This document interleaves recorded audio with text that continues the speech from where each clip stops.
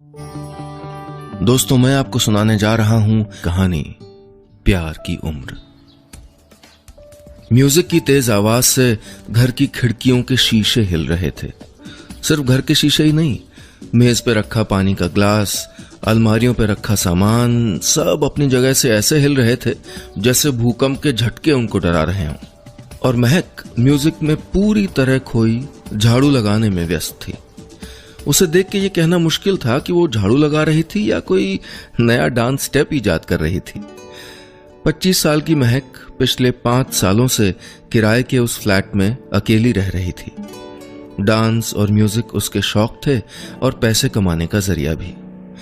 उसके दिन की शुरुआत रोज इसी धूम धड़ाके वाले शोर से होती थी और वो दिन भी वैसा ही था। तभी महक के दरवाजे की घंटी बजी। महक को शायद सुनाई नहीं दी। डोरबेल फिर से बजी। म्यूजिक बंद हो गया। शायद घंटी की आवाज महक के कानों तक पहुंच गई थी। कौन सुबह सुबह डिस्टर्ब करने चला आया? महक बड़बड़ाते हुए दरवाजे तक गई। झाड़ू अभी भी उसके हाथ में थी। दरवाजा खोला तो सामने 8-10 साल का एक बच्चा खड़ा था। क्या है? महक ने दरवाजा खोल के गुस्से से पूछा।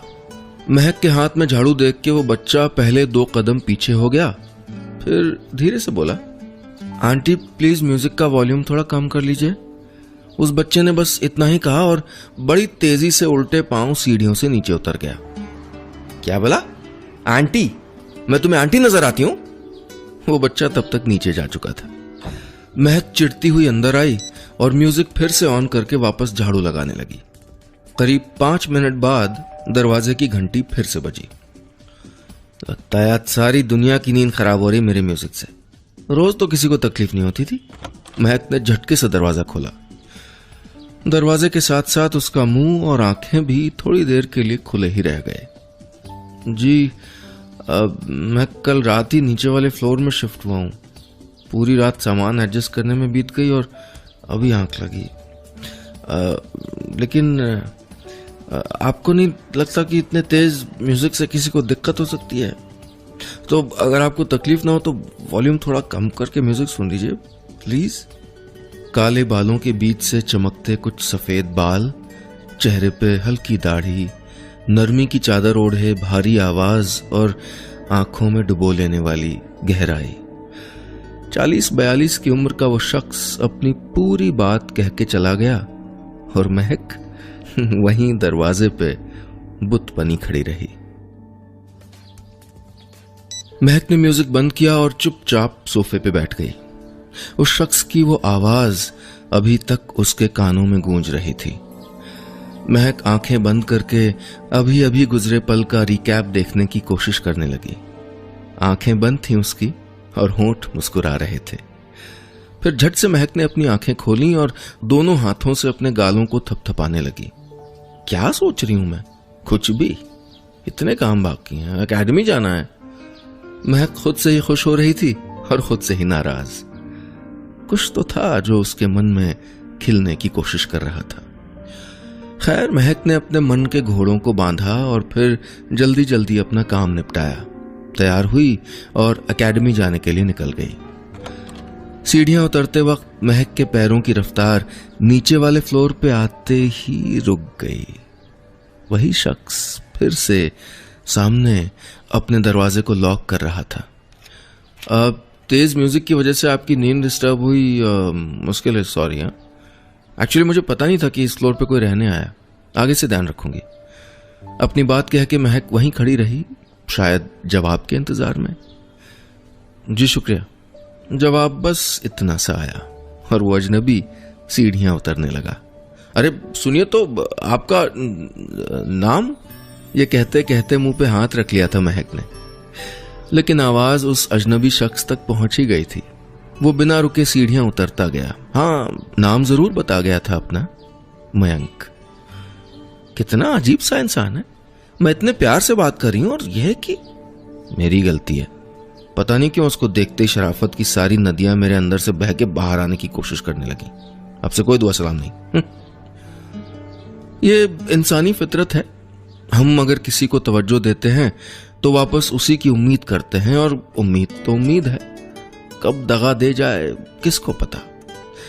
जान पहचान बढ़ाने की महक की उम्मीदों पे भी पानी फिर गया था। महक अपनी एकेडमी चली गई। पूरा दिन बीत गया।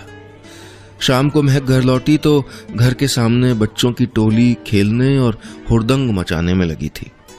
महक कानों में ईयरफोन लगाए गाने सुनते हुए अपने घर के गेट तक पहुंची ही थी कि एक बॉल तेजी से आई और उसके हाथ पे लगी। उसका मोबाइल फोन नीचे गिर गया और 3 टुकड़ों में बिखर गया। उसके हाल दिल को समझता प्यार भरा एक गाना उस फोन के टूटते ही बंद हो गया था। महक एक हाथ में अपना टूटा हुआ मोबाइल फोन और एक हाथ में बॉल लेके जब बच्चों की तरफ मुड़ी तब तक सब रफू चक्कर हो चुके थे। बस एक छोटा बच्चा हाथ में बैट लिए घबराया सा वहां अकेले खड़ा था। क्यों, कहां गए तुम्हारे बाकी के दोस्त? और तुम वही हो ना जो सुबह सुबह मेरे घर आए थे? चलो बताओ कहां है तुम्हारा घर? अभी तुम्हारी मम्मी से शिकायत करती हूं, चलो बताओ। महक ने उस बच्चे का हाथ पकड़ा और उसको घर ले जाने लगी। अभी तक डरा सहमा सा खड़ा बच्चा अचानक रोने लगा। वहीं बैट जमीन पे फेंका और रोते हुए वहां से भाग गया। अरे अरे सुनो तो। महक पीछे से रोकती रही पर उस बच्चे ने पलट के नहीं देखा। वो बच्चा दौड़ता हुआ उसी बिल्डिंग में दाखिल हुआ जहां महक रहती थी। महक भी उसके पीछे पीछे गई। जल्दी जल्दी सीढ़ियां चढ़ के महक पहली मंजिल पे पहुंची तो देखा वो बच्चा उसके नए पड़ोसी मयंक के दरवाजे के पास खड़ा होके रो रहा था। महक ने उसको पीछे से पकड़ के अपनी ओर घुमाया। तुम यहां क्या कर रहे हो? और रो मत, चुप हो जाओ। महक के इतना कहते ही वो बच्चा और जोर जोर से रोने लगा। तभी मयंक ने अपने घर का दरवाजा खोला। वो बच्चा दौड़ के मयंक से लिपट गया। शौर्य, क्या हुआ बेटा? चोट लग गई थी या किसी ने कुछ कहा? अरे बताओ तो। मयंक से लिपटा शौर्य बस रोता ही जा रहा था। मयंक के बार बार पूछने पे उसने महक की ओर इशारा किया। तब मयंक का भी ध्यान दरवाजे पे खड़ी महक की ओर गया। माफ कीजिएगा, मैंने आपको देखा नहीं। आप जानती हैं क्या हुआ है? मयंक ने महक से सवाल पूछा पर महक तो कहीं और ही खोई थी उस वक्त। शायद अपने दिल को कोस रही थी जो बिना जाने समझे एक ऐसे शख्स की ओर खींचा जा रहा था जो एक बच्चे का पिता था और जाहिर है किसी का पति भी। शौर्य, अंदर चलो और फिर बताओ क्या हुआ है। मयंक ने शौर्य को अंदर ले जाके सोफे पे बिठाया। महक दरवाजे पे ही खड़ी रही। आप भी आई प्लीज। मयंक के बुलाने पे अपने दिल को कोसना बंद करके महक अंदर आ गई। अंदर शौर्य ने बताया कि वो नीचे बच्चों के साथ खेल रहा था और बॉल महक के फोन से जाके लग गई। फोन गिर के टूट गया और उसकी कोई गलती नहीं थी क्योंकि न तो वो बैटिंग कर रहा था और न बॉलिंग। फिर सब बच्चे बैट उसके हाथ में थमा के भाग गए और वो फंस गया। शौर्य की बातें सुन के महक को हंसी आ गई। मयंक के चेहरे पे भी हल्की मुस्कान झांक गई थी। हालांकि मयंक ने पूरी कोशिश की थी उस मुस्कान को छुपाने की। माफ कीजिएगा, गलती किसी की भी रही हो, नुकसान तो आपका हो ही गया है। क्या मैं देख सकता हूं? आपका मोबाइल शायद ठीक हो पाए। मयंक ने महक का मोबाइल मांगा और उसको जोड़ने की कोशिश करने लगा और महक वो ड्राइंग रूम की दीवारों पे सजी तस्वीरों के जरिए मयंक की जिंदगी को और नजदीक से पढ़ने की कोशिश में लग गई। दीवारों पे ज्यादातर तस्वीरें मयंक और शौर्य की ही थीं। शौर्य आपका बेटा है ना? महक ने एक जाना समझा सवाल पूछा था जिसके जवाब में मयंक ने बस धीरे से सर हिला दिया था। और आपकी वाइफ? महक ने काफी संकोच के साथ पूछा था यह सवाल। नहीं है, बस इन 2 शब्दों में समेट दिया था मयंक ने जवाब। आई एम सॉरी, वैसे क्या हुआ था उन्हें?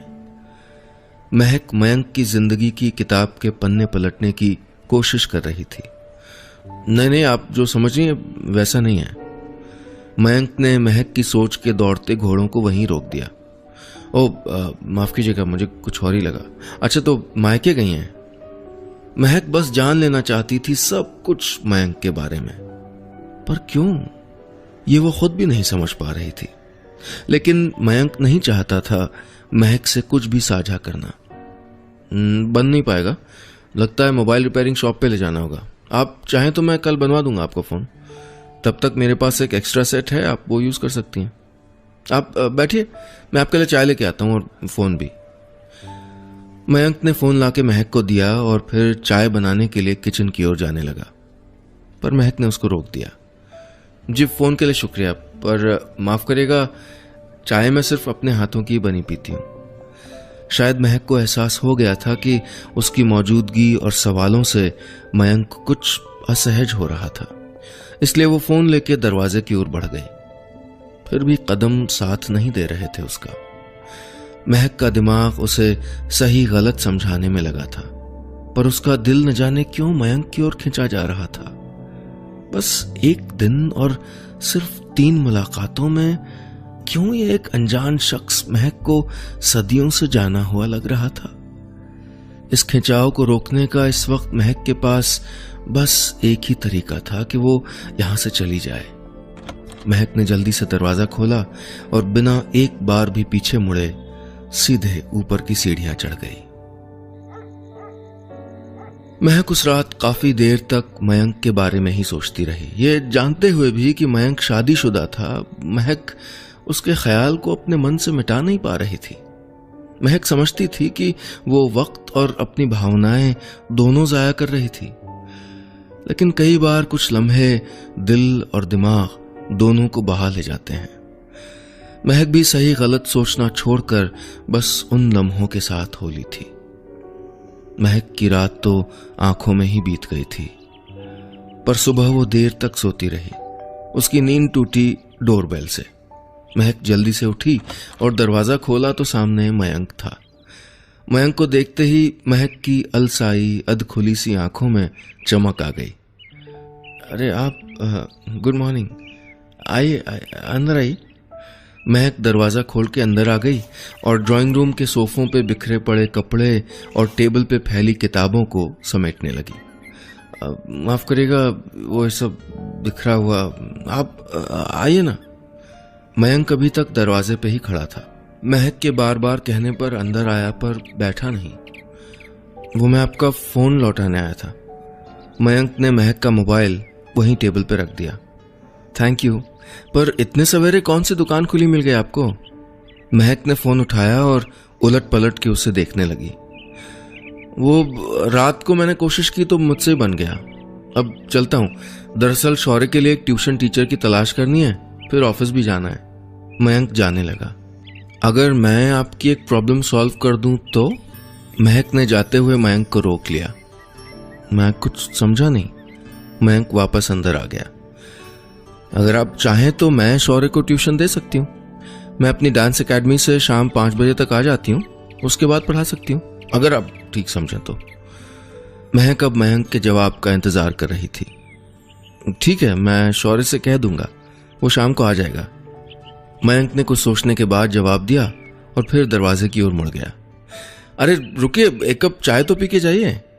महक ने पीछे से मयंक को रोका। जी शुक्रिया, पर इसे इत्तेफाक कहिए या कुछ और, पर चाय तो मुझे भी सिर्फ अपने हाथों की बनी ही पसंद है। बस इतना कह के मयंक चला गया। उसी शाम से शौर्य रोज महक के घर ट्यूशन के लिए जाने लगा। धीरे धीरे महक और शौर्य एक दूसरे से काफी घुल मिल गए, इतना कि शौर्य अब ज्यादा समय महक के घर पे ही बिताता था। एक दिन शौर्य ने महक को बताया कि उसने कभी अपनी मां को नहीं देखा और न ही किसी दूसरे रिश्तेदार को। उस रात मयंक घर की चाबी ऑफिस में भूल गया था। घर लौटा तो काफी देर तक डोरबेल बजाने के बाद भी शौर्य ने दरवाजा नहीं खोला। मयंक ने महक को फोन किया तो पता चला कि शौर्य उसके घर पे सो गया था। दूसरी चाबी जो शौर्य के पास थी वो घर के अंदर ही रह गई थी और मेन डोर बाहर से लॉक हो गया था। महक, मैं शौर्य को लेने आ रहा हूं, हम आज रात किसी होटल में रुक जाएंगे। मयंक शौर्य को लेने महक के फ्लोर पे आ गया। शौर्य गहरी नींद में था। मयंक के जगाने पे नहीं उठा। यहीं सोने दीजिए इसे। महक ने शौर्य को जगाने की कोशिश करते मयंक का हाथ पकड़ लिया। ठीक है, मैं टेरेस पे सो जाऊंगा, वैसे भी ज्यादा ठंड नहीं है। मयंक ने धीरे से हाथ छुड़ाया और टेरेस पे चला गया। मयंक को नींद नहीं आ रही थी। वो टेरेस पे टहल रहा था। अचानक उसके कदम रुक गए। सामने महक खड़ी थी। उसके हाथ में चादर थी। ठंड इतनी भी कम नहीं है, इसकी जरूरत पड़ेगी आपको। महक ने चादर मयंक की ओर बढ़ा दी और वापस जाने लगी। वो मुझे छोड़ के जा चुकी है। मयंक खुद से कुछ कह रहा था या महक से, ये समझ नहीं आया। आपने मुझसे कुछ कहा? टेरेस से नीचे जाती महक रुक गई। हाँ, बताना चाहता हूं वो सब जो शायद आप जानना चाहती हैं। मयंक वहीं टेरेस की जमीन पे बैठ गया। महक भी मयंक के पास, लेकिन कुछ दूरी बना के बैठ गई। मुझसे उम्र में बड़ी थी वो। प्यार कब हुआ पता ही नहीं चला। घर और घर वालों से दूर हो गए हम। शादी कर ली, सब कुछ ठीक था, लेकिन जब शौर्य आने वाला था तब अचानक से सब कुछ बदल गया। वो तैयार नहीं थी सब के लिए। मैंने भरोसा दिलाया था उसे कि मैं सब कुछ संभाल लूंगा, पर शायद मैं नाकाम रहा। जिंदगी उसको कैद लगने लगी थी। कोशिश की थी मैंने उसको रोकने की, बहुत कोशिश, पर वो चली गई एक खत छोड़कर। खत में लिखा था, हमारी उम्र का अंतर हमारे प्यार पे भारी पड़ा। अपने मन की किताब महक के सामने खोलकर मयंक चुप हो गया। रात का वो सन्नाटा जैसे और गहरा हो गया था। हिम्मत करके महक मयंक के थोड़ा नजदीक आ गई, फिर धीरे से मयंक के कंधे पे हाथ रखा। शायद वो प्यार रहा ही ना हो, क्योंकि जहां प्यार होता है वहां उम्र बस एक गिनती होती है। इतना कह के महक खामोश हो गई। कुछ पलों की चुप्पी महक नहीं तोड़ी। रात के साथ ठंड बढ़ रही है। मेरे हाथों की चाय पिएंगे? अब रोज चलेगी वो चाय। मयंक ने महक के हाथों पे अपना हाथ रख दिया था। बस इतनी सी थी ये कहानी।